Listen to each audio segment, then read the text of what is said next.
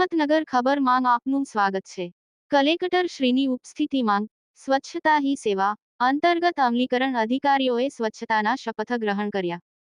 સાબરકાંઠા જિલ્લા collector Shri doctor રતનકનવર ગઢવીચારણની ઉપસ્થિતિમાં સ્વચ્છતા હી સેવા અભિયાન અંતર્ગત અમલીકરણ અધિકારીઓએ સ્વચ્છતાના શપથ ગ્રહણ કર્યા હતા।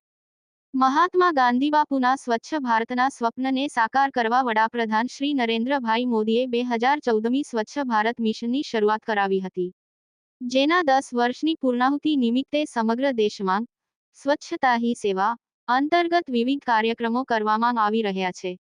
ગ્રામીણ તેમજ શહેરી વિસ્તારને સ્વચ્છ કરવાના સંકલ્પ સાથે સરકારી કચેરીઓમાં પણ સ્વચ્છતા જળવાય તે ખૂબ જરૂરી હોય। સાબરકાંઠા જિલ્લા કલેક્ટર શ્રી ડોક્ટર રતનકનવર ગઢવીચારણની ઉપસ્થિતિમાં તમામ અમલીકરણ અધિકારીઓએ સ્વચ્છતાના શપથ લઈ સરકારી કચેરીઓ આસપાસના વિસ્તારોમાં સ્વચ્છતા જાળવવા અને પ્લાસ્ટિકનો ઉપયોગ બને તેટલો ટાળવા માટેના શપથ લીધા હતા।